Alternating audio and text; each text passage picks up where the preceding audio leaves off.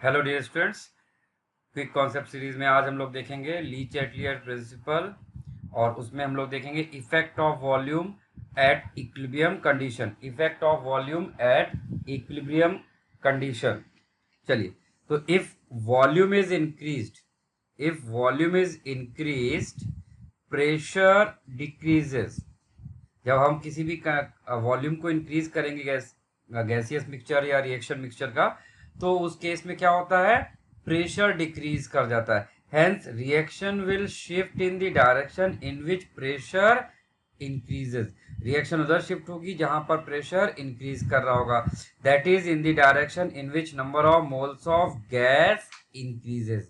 क्योंकि जहां पर number of moles of gas increase करेगा वहीं पर नंबर ऑफ प्रेशर भी इंक्रीज करेगा। ठीक है भाई, एंड वाइस वर्सा।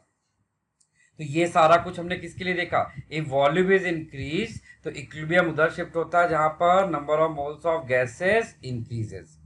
क्लियर है भाई।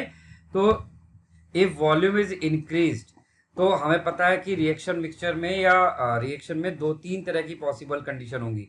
या तो delta n greater than zero होगा, या फिर delta n less than zero होगा, या फिर delta n equal to zero होगा। तो when delta n greater than zero, उस केस में रिएक्शन किधर शिफ्ट होगी, फॉरवर्ड डायरेक्शन में शिफ्ट होगी। ठीक है। अच्छा, if delta n less than zero होगा तो उस केस में रिएक्शन बैकवर्ड डायरेक्शन में शिफ्ट होगी। और जब डेल्टा एन जीरो होगा उस केस में देयर इज नो इफेक्ट। ठीक, अब इसी चीज को थोड़ा सा मैथमेटिकली देखते हैं।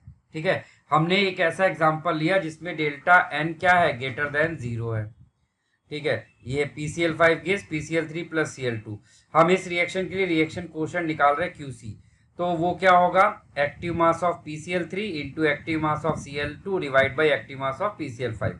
लेट इसके कुछ यहाँ पर मोल हैं, हम उनको एज्यूम करते हैं ऐसे रैंडमली कुछ भी रफली। तो mole upon volume into mole upon volume divide by mole upon volume.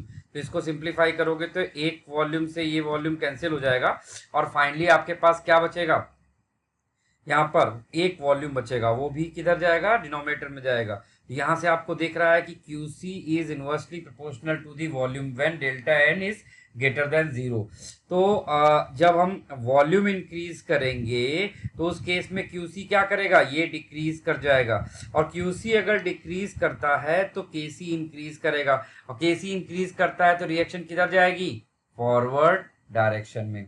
ठीक है, ये हमने किसके लिए बताया, वॉल्यूम इंक्रीज के लिए। वॉल्यूम डिक्रीज के लिए इसका जस्ट उल्टा हो जाएगा, if volume decreases QC increases, और QC इंक्रीज करेगा तो KC डिक्रीज करेगा, KC डिक्रीज करेगा तो रिएक्शन बैकवर्ड डायरेक्शन में जाएगी। ठीक है भाई, तो इस तरह से मैथमेटिकली भी हम लोग डिसाइड कर सकते हैं डायरेक्शन ऑफ इक्विलिब्रियम मिक्सचर। ठीक है भाई, तो ये था effect of volume at equilibrium condition, और इसको हमने किसकी हेल्प से फाइंड किया, with the help of le Chatelier's principle. बहुत इंपॉर्टेंट है, इस पे क्वेश्चंस आपको बहुत कॉमनली देखने को मिलता है। ठीक है भाई, थैंक यू।